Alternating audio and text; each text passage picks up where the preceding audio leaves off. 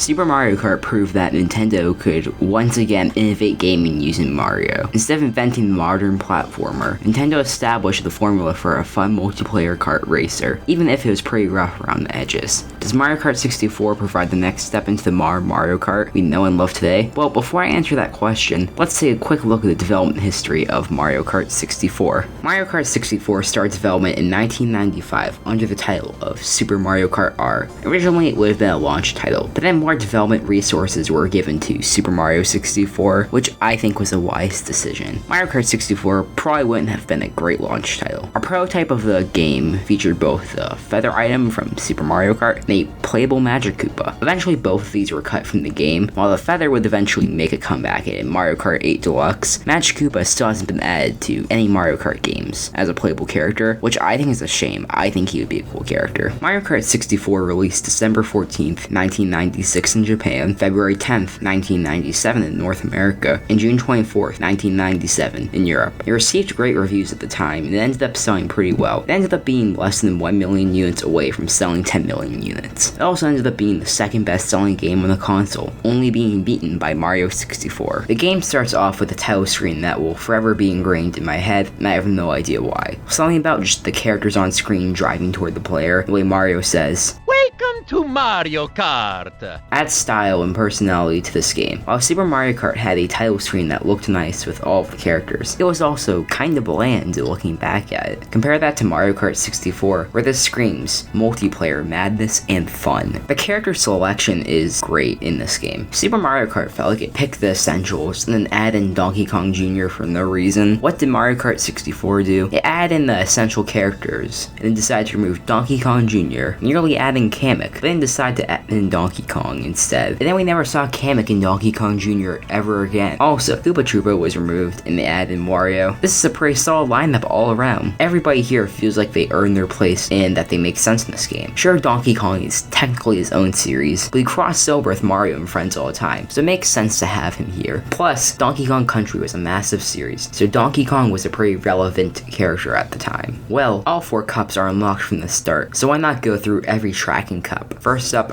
is the Mushroom Cup.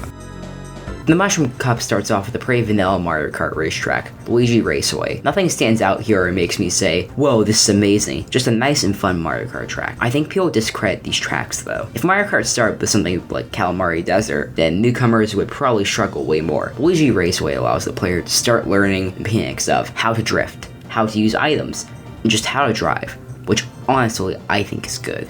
If you throw the player into a more complex track way, then the player has to spend more time learning controls, which is poor game design. Speaking of control, it's a good thing Mario Kart 64 starts with the basic track, because the controls of this game can be kind of weird. So you move using the analog sticks, the A button is to accelerate, the B button is the brakes, you use an item using the Z button, and you use R to drift. That makes sense. But the way the drift works is just confusing. With Super Mario Kart, tracks weren't super wide, and the game was mostly completely flat, because it was using Mode 7.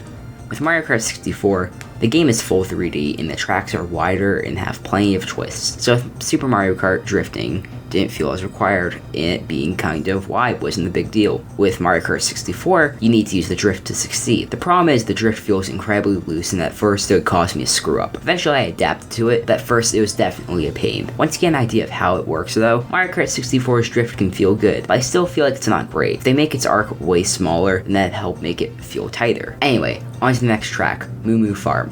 This track is great. It's still simple, but it ups the difficulty a bit more. Now moles can jump out of the ground at you, cause you to no longer be able to control your cart as everyone passes you. Plus, the theme of this track being a farm is just great. Overall, nothing insane happens on this track, but it makes a nice second track, allowing you to enhance your skill in the game even further. I think this benefits Mario Kart 64 a ton.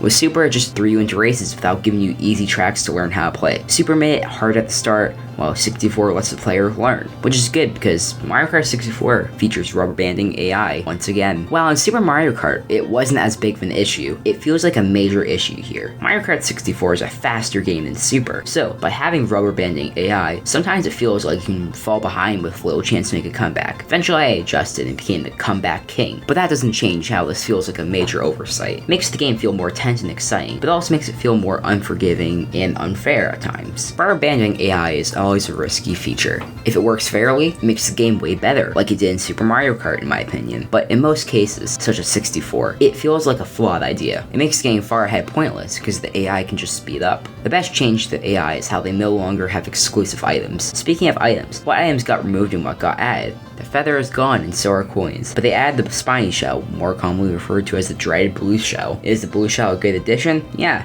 It adds a lot of fear and chaos. Being in first no longer gets you the instant win, but unlike rubber banding AI, the blue shell feels fair, because the blue shell isn't super likely to be given to just anyone. This game strikes a good balance between the strategy of Super Mario Kart and the craziness of future titles, which is great, but also not great. It feels like Nintendo figured out where to take this series, which was in a more energetic and crazy style, but they kept some strategy from Super. This doesn't mix super well in my opinion. The gameplay is usually more about strategy, but the courses are more crazy focused, as we'll see later. Well, let's get back to the courses. Next up is one of my favorite tracks in the game, Koopa Troopa Beach. Honestly, this is one of my favorite Mario Kart courses in any game. The beach aesthetic just works so well for me. With the course, you'll have like shortcuts to take and water that keeps you from going too far out. Plus you have these ramps. This course is so good in my opinion. Nothing here really sticks out as amazing or over the top, wacky shenanigans you can pull off in it. But the way the gameplay flows on this track just works so well for me. The final Mushroom Cup track is a great test of your skill so far. How well can you stay on the track? Can you drift well? Can you use the items to your advantage? All of this is tested in Calamari Desert, where you need to apply all of these skills. Sure, it isn't super hard and you can win without these skills, but if you have these skills mastered, you can gain a massive lead. How do you gain a lead with rubber banding AI though? Can't they just speed up instantly? Well, there's a massive train that comes and goes, separating the racers, and I love this gimmick. It makes for tense moments of, can I make it across before the train comes? If you do, you get a massive advantage. If you don't, you're stuck with everyone else. This is probably one of the most strategic Mario Kart courses. If you save your mushrooms for train segments, you gain a massive lead, but you can also use mushrooms to skip sections like in other courses. If you save a shell, you could hit someone right as they're about to drive away from the train after it leaves, and then you can gain a lead on that person. While the map itself can be kind of bland looking due to hardware limitations, it provides a fun time that focuses on a fun gimmick. I just wish the world around it was better. I'd still consider it my favorite track of the game though. Overall, the Mushroom Cup is a fun time. Nothing here is awful, and I'd say it makes a great introduction to the mechanics of the game. Plus there's plenty of variety here, plus it contains two of my favorite tracks, Koopa Troopa Beach and Calamari Desert. Well, considering how good this one is, maybe the next cup, the Flower Cup, will be good too.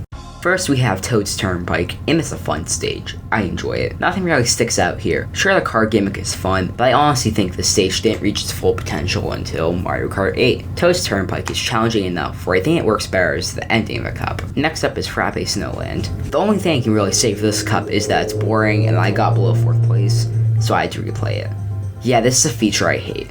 I wish the game would let you get below 4th place in the cup instead of forcing you to replay a stage you didn't enjoy. Speaking of stages I didn't enjoy, Choco Mountain. Choco Mountain is honestly my least favorite stage in the game. Nothing works here for me. The textures are supposed to be chocolate or something I think, but instead it just looks like washed out mud. It's not exciting. Nothing here is fun to look at. The only fun I had with the stage is when I got sick of it and just started just driving in the opposite direction you had to go in. Then you end off with Mario Raceway. It's a harmless track, but the problem is we already have Luigi's Raceway. We didn't need another generic Raceway track, especially to end off a cup. Overall, I hated the Flower Cup in case you couldn't tell. It starts off good with Toad's Turnpike, and the quality nosedives with Frappe Snowland and Choco Mountain. Mario Raceway just doesn't excite me. I get some people love these courses, and I can see why, but for me, these courses just aren't great.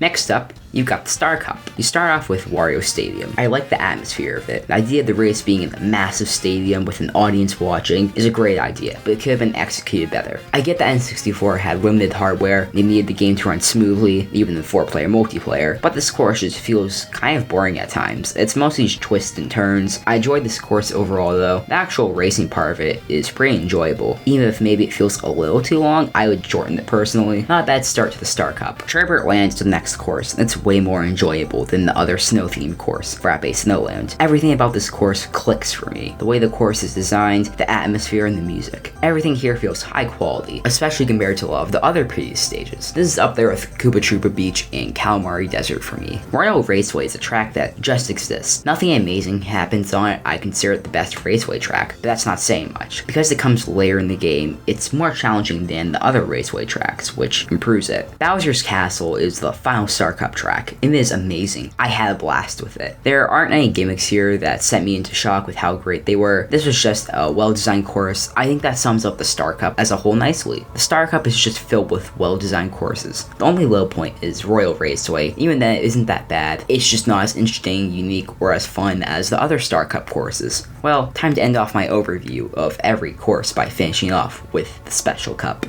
DKs Jungle Parkway is a fun time overall. This course is themed really well. While I do think they didn't make a DK map that was great until Double Dash, this is enjoyable. I can look at it and say that I enjoyed it. The jungle theme was really unique compared to a lot of the other generic grass maps in this game. This course also had some intense turns, but it has one section I didn't enjoy, the cave section. I don't know, something about it just doesn't work well for me, and I think the stage would benefit from having it cut. Next up is Yoshi Valley, and I played it and enjoyed it. It's full of twists and turns, but it was a lot of fun. Sure, it could be considered way too confusing for some people, but I think that adds to the fun of it. By this point, I gave up on trying super hard with Mario Kart 64 and just enjoyed it, which made playing it way more fun. I would honestly consider it one of my favorite tracks with how lost you can get. You get the chance to either go really fast or end up getting lost. It's not perfect, but it is great.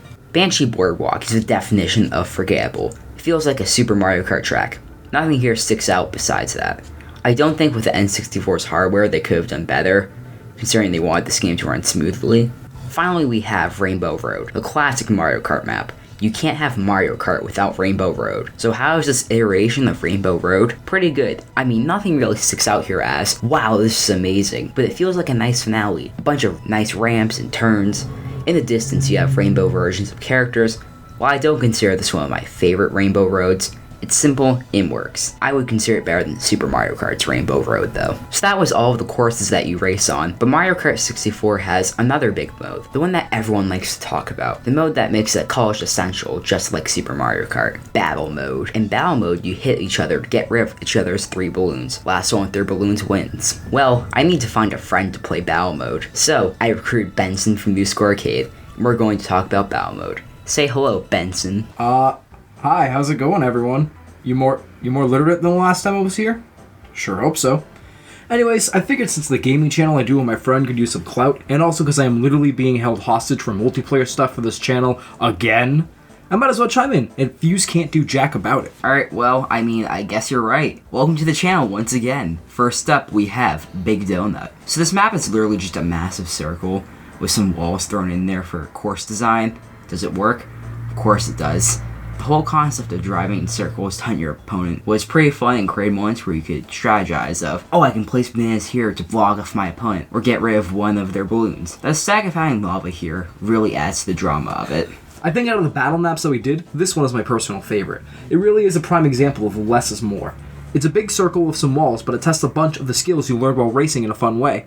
You want to surprise your opponent who is on your tail? If you master drift, then you could circle drift back and hit him full on with a star or shell. You want to mess with your opponents using items? Well, the banana peels and fake item boxes I think get their time to shine, since you can either tuck them away by a wall or hide it cleverly among other item boxes. This map was a wonderful map to play on, and as someone who hasn't played this version of Mario Kart in ages, it's nice to play it and get a feel for everything. Yet we started out in Block Fort, which is easily the worst one to start out on, and I genuinely don't like it as much. Yeah, so I decided when we did our play session, we'd start with Block Fort. I enjoyed Block Fort. So pretty much you have these 4 colored towers and it's pretty fun. Playing in 2-player definitely has its drawbacks though. The map sometimes feels too big in 2-player. I've seen gameplay of it in 4-player though, and I can imagine that it would be a blast in 4-player. I know a lot of people consider it to be one of the best maps, but honestly I think it's not as good as Big Donut. Next up, we have Double Deck.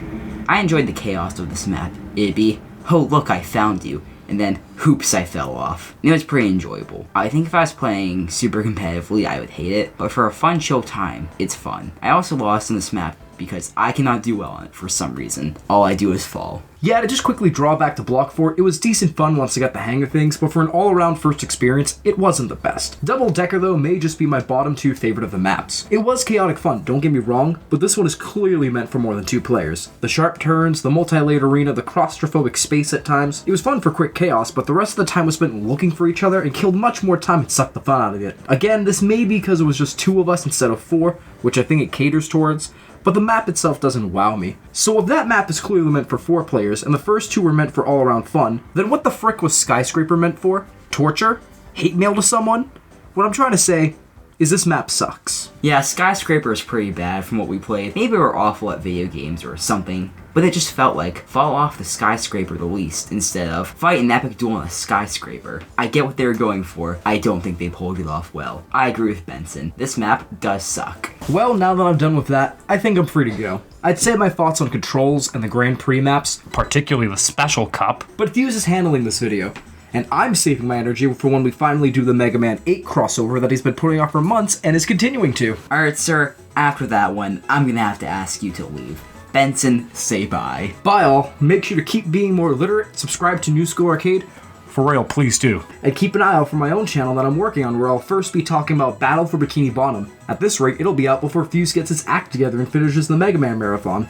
Benson, out. There he goes, ladies and gentlemen. Like he said, he'll return for Mega Man 8. But let's get back to Mario Kart 64. In this review, I compared the game to Super Mario Kart a lot. And that's just not me trying to drag out the video.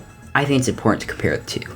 Mario Kart 64 is seen as when the franchise really started to become better, even though I definitely said that I dislike a lot of parts of the game, especially the Flower Cup. I agree that this is when the franchise started to get better. Super Mario Kart is when Nintendo laid out the foundation of Mario Kart. It would be a fun multiplayer-focused racer. But then Mario Kart 64 is when Nintendo took that and said, what if we made that way more fun? And they did. While both are good games, Mario Kart 64 succeeds at being a multiplayer kart racer with a ton of charm and fun. Well, for now, I'm Fuse. Thank you guys for watching. I'm signing out.